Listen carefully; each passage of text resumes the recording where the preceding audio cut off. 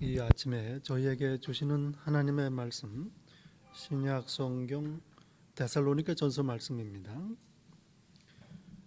데살로니가 전서 2장 9절부터 13절까지 말씀입니다.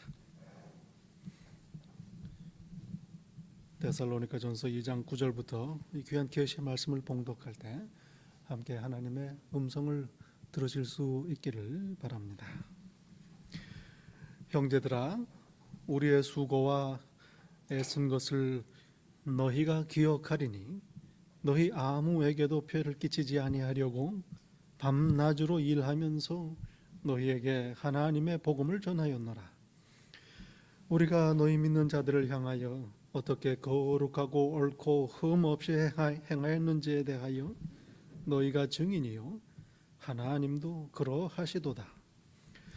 너희도 아는 바와 같이 우리가 너희 각 사람에게 아버지가 자기 자녀에게 하듯 권면하고 위로하고 경계하노니 이는 너희를 부르사 자기 나라와 영광에 이르게 하시는 하나님께 합당히 행하게 하려 함이라. 이러므로 우리가 하나님께 끊임없이 감사함은 너희가 우리에게 들은 바 하나님의 말씀을 받을 때에 사람의 말로 받지 아니하고 하나님의 말씀으로 받음이니 진실로 그러하도다. 이 말씀이 또한 너희 믿는 자 가운데서 역사하느니라. 하나님의 말씀입니다.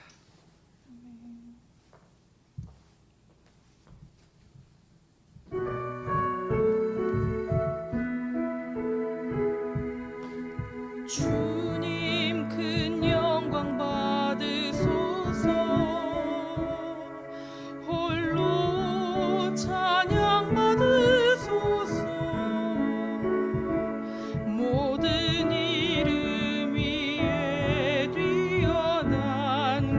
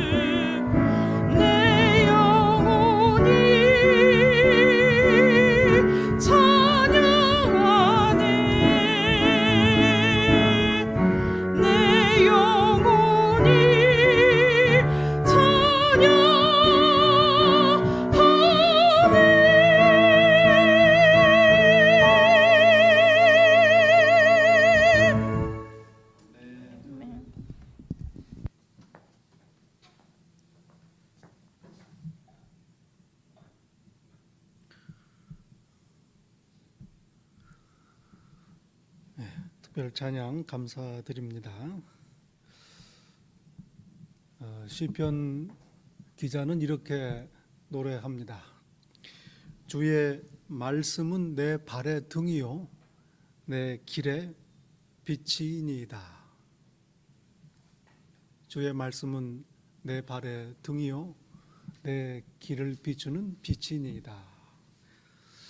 달도 없는 칠흑같이 어두운 밤에 혹시 산길을 걸어보신 적이 있으신지 모르겠습니다. 플래시 라이트를 켜고 가면 넘어지지 않습니다. 갈 길이 보입니다. 발을 헛디디지 않습니다. 우리의 인생길 마치 어두운 산길을 가는 것과 같습니다. 사방에 죄의 돌뿌리들이 그리고 악한 자의 유혹이 널려 있습니다. 길을 벗어나면 험한 곳 투성이입니다. 이 인생길을 넘어지지 아니하고 하나님의 길을 따라가려면 내 발을 비추는 등불이 있어야 합니다. 내 길을 비추는 빛이 있어야 합니다. 하나님의 말씀이 바로 내 발의 등불이요 내 길의 빛이라.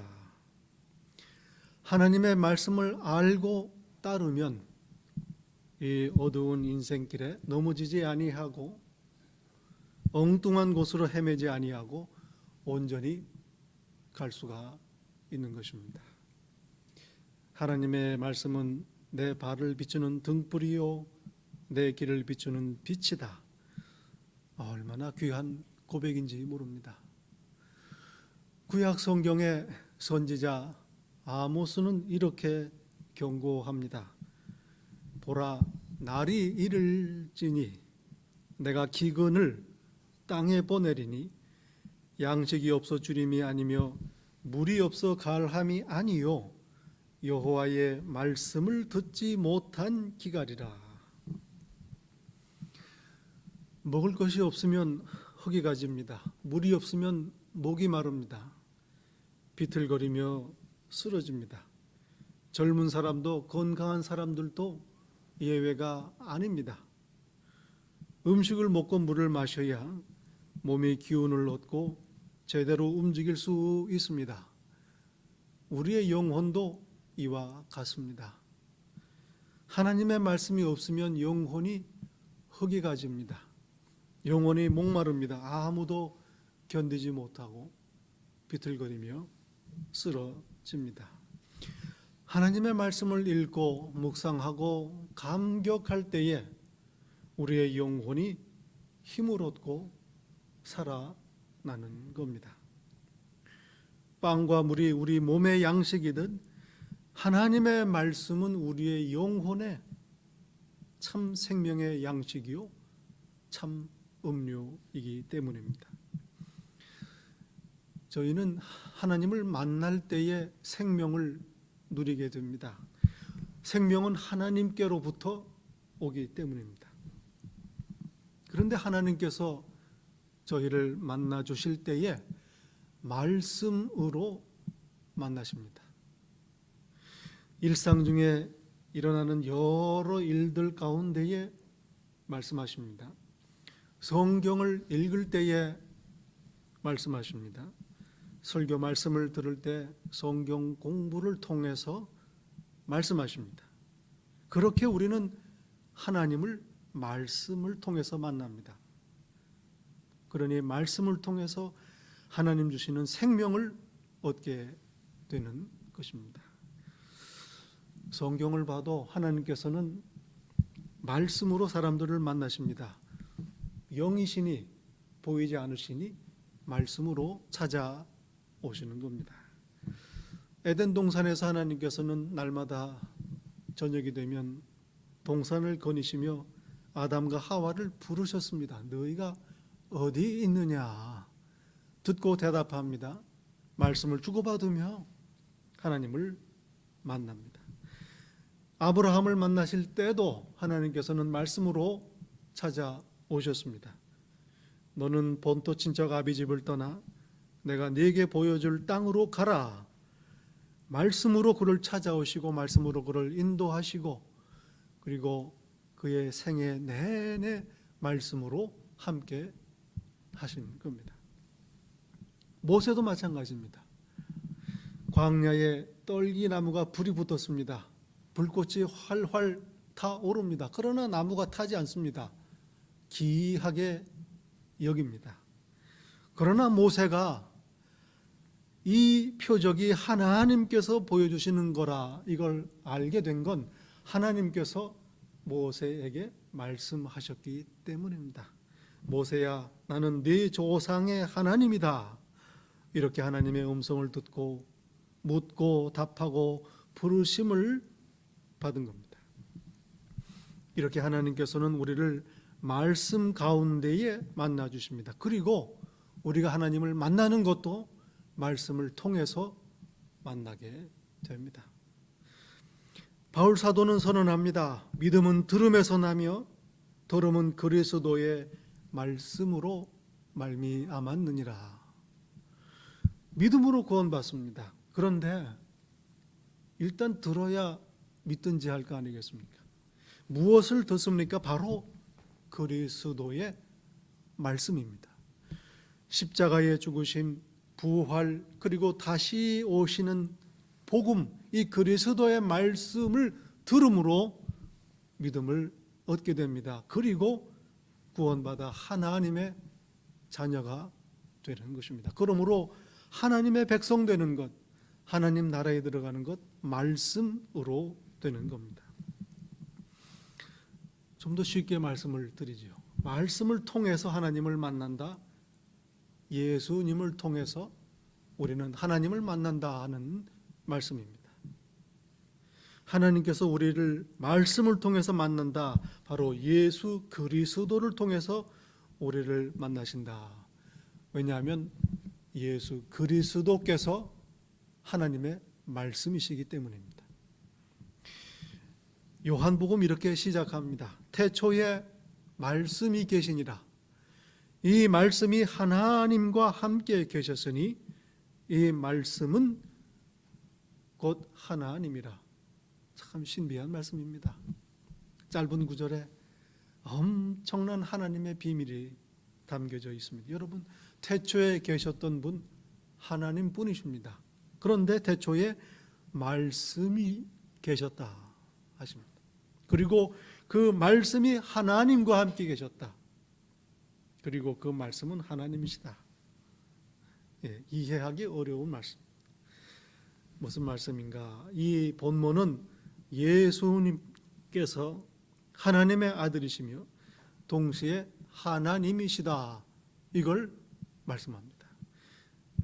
삼위일체 이야기가 나오는 이유입니다. 예수님께서 하나님이시라. 이건 성경 제일 처음에 나오는 말씀입니다. 하나님께서 세상을 창조하실 때 말씀으로 지으십니다. 빛이 있으라 말씀으로 창조하십니다. 이 말은 다른 말로 하면 하나님께서 예수님과 더불어 말씀이신 예수님과 더불어 세상을 창조하셨다. 이 말씀입니다. 그래서 요한복음 1장 바로 다음에 3절과 10절에서는 만물이 세상이 그로 말미암아 지은 바 되었다. 세상을 지으실 때에 하나님께서 예수 그리스도로 말미암아 지으셨다. 선언합니다. 신비스러운 말씀이죠.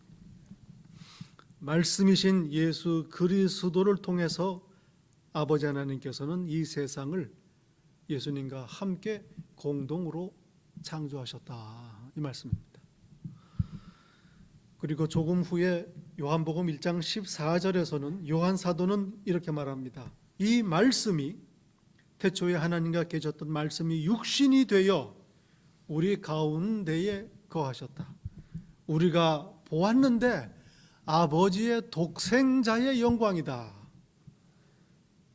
육신이 되어 사람이 되어 이 땅에 오신 하나님, 바로 예수님을 가리킵니다. 예수님은 이 땅에 오신 하나님의 말씀이십니다. 이렇게 하나님께서 우리를 찾아오시되 말씀으로 찾아오신 겁니다. 그래서 우리는 말씀이신 예수 그리스도를 통해서 하나님을 만나게 되는 겁니다.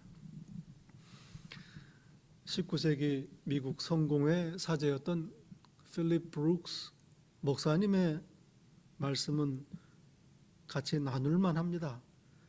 그리스도는 하나님의 말씀이시다.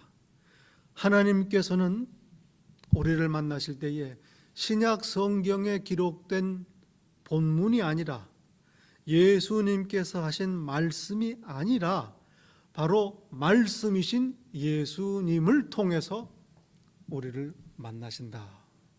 이렇게 지적하십니다. 하나님께서 자신을 우리에게 어떻게 나타내시는가? 바로 말씀이신 예수 그리스도를 통해서 드러내시는 겁니다. 아무도 하나님을 본 사람 없습니다. 영이시기 때문입니다. 이 하나님을 우리에게 나타내 보여주신 것 바로 사람이 되어 오신 예수 그리스도, 말씀이신 예수 그리스도이십니다. 요한복음에 보면 예수님께서 유대인들에게 이렇게 말씀하시는 장면이 있습니다. 너희가 성경에서 영생을 얻는 줄 생각하고 성경을 연구하거니와 이 성경은 곧 나에 대하여 증언하는 것이라.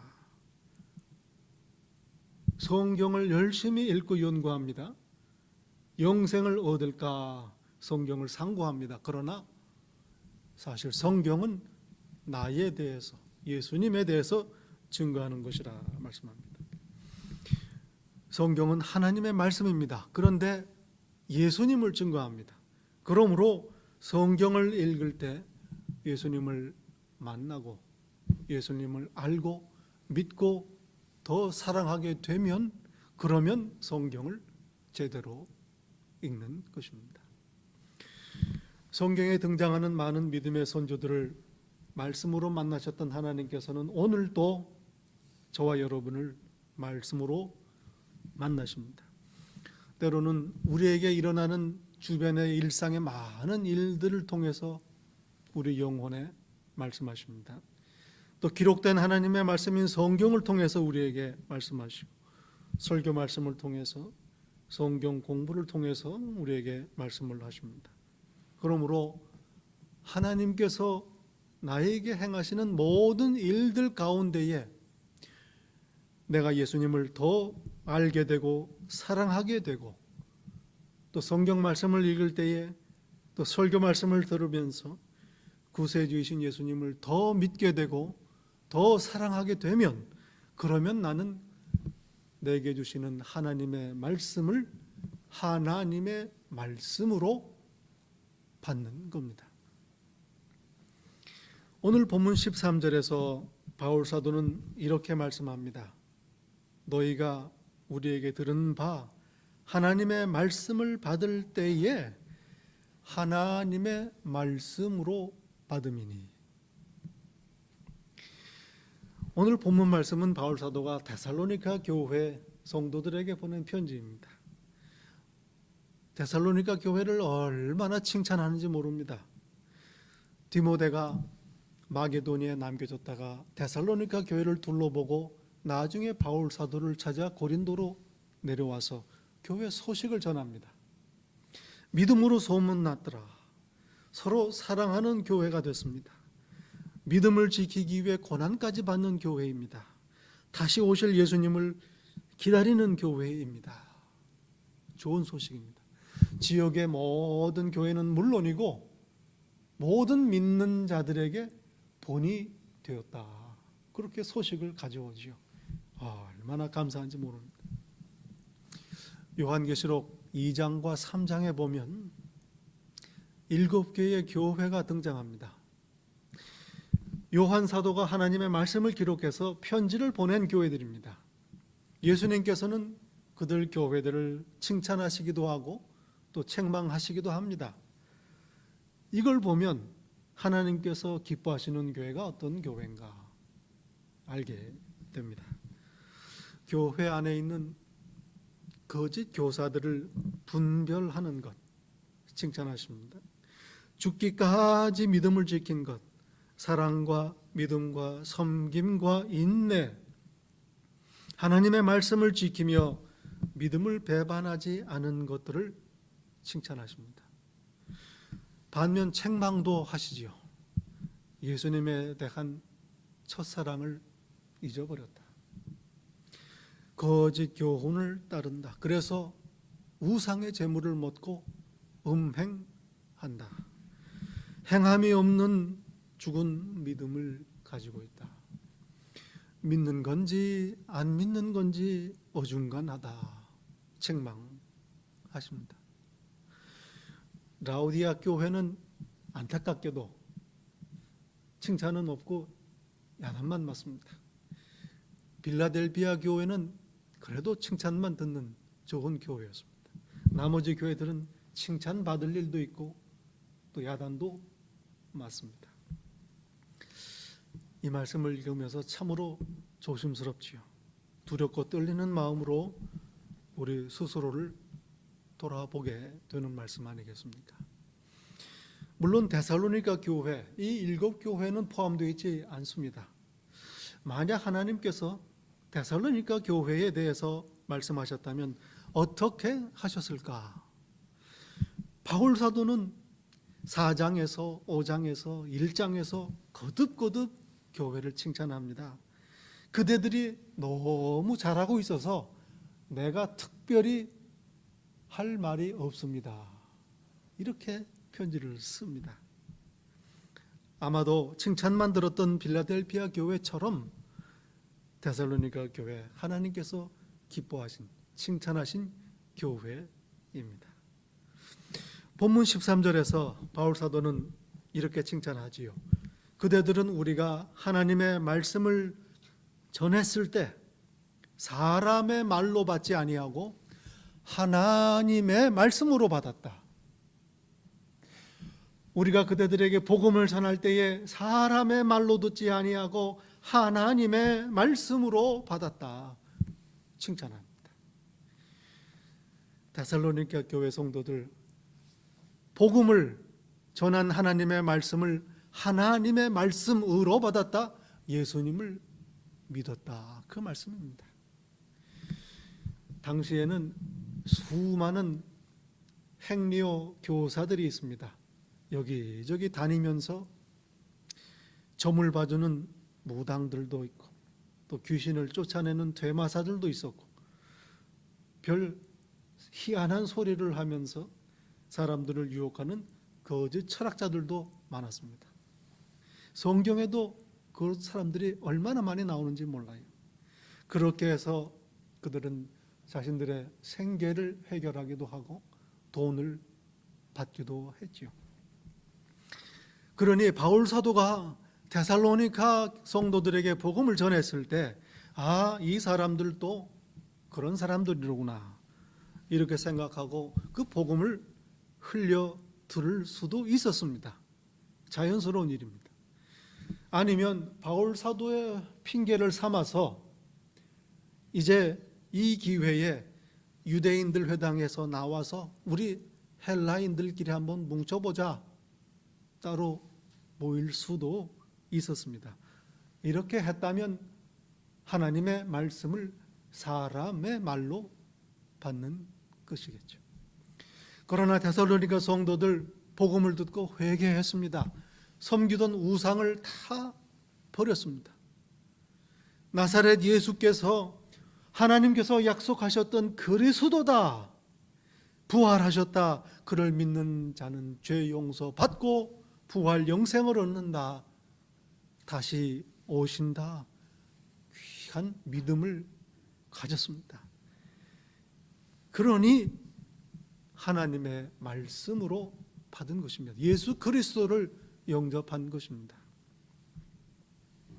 더욱이 그 복음을 위해 그들은 고난을 당하기까지 했습니다. 아무리 생각해도 놀라운 일입니다. 어떻게 그럴 수가 있을까? 바울 사도는 고백합니다. 우리의 복음이 너희에게 말로만 이른 것이 아니라 능력과 성령의 큰 확신으로 된 것임이라 1장 5절에 말씀합니다. 사람의 말로 된 게 아닙니다. 되겠습니까? 우리가 아는 대로 바울 사도 말에 능한 분이 아니었습니다. 성령님의 역사입니다. 성령께서 바울 사도 일행을 예수님의 증인 되게 하신 겁니다. 데살로니가 성도들을 택하시고 교회 삼으신 것, 하나님의 은혜입니다. 저희 교회, 글쎄요, 아무리 생각해도 저희 교회 세우신 것, 이렇게 인도하신 것, 복 주시는 것, 하나님의 은혜입니다. 생일을 맞았습니다. 이제 지난 그저 한 달여간에 아침마다 성도님들과 하나님의 말씀을 나눌 때에 성도님들이 아멘으로 화답하고 묵상을 합니다. 또 예배 때 성경 공부할 때 설교 말씀을, 성경 말씀을 하나님의 말씀으로 받습니다. 얼마나 귀한지 몰라요. 참 감사한 일입니다. 저희 교회 데살로니가 교회처럼 믿음과 사랑으로 소문나는 교회가 되어야 할 것입니다. 성령님의 인도하심을 따라 하나님의 말씀을 있는 그대로 하나님의 말씀으로 받아들이는 복 있는 교회가 되어야 할 것입니다. 예수님께서 다시 오시는 그 날까지 우리 교회가 이러한 교회로 남기를 소망합니다. 믿는 자들의 본이 되는 교회, 예수님의 칭찬을 듣는 교회, 하나님을 기쁘시게 하는 복 있는 성도, 하나님을 기쁘시게 하는 복 있는 교회가 되기를 예수님 이름으로 간절히 축원합니다. 기도하겠습니다. 아버지 하나님, 그 크신 능력, 그 크신 은혜를 이 아침 다시 한번 찬양드립니다. 저희 교회를 세우시고 복 주시며 이제까지 인도하시고 또다시 저희 교회를 통하여 저희의 기쁨이요 영광을 받으시니 감사를 드립니다.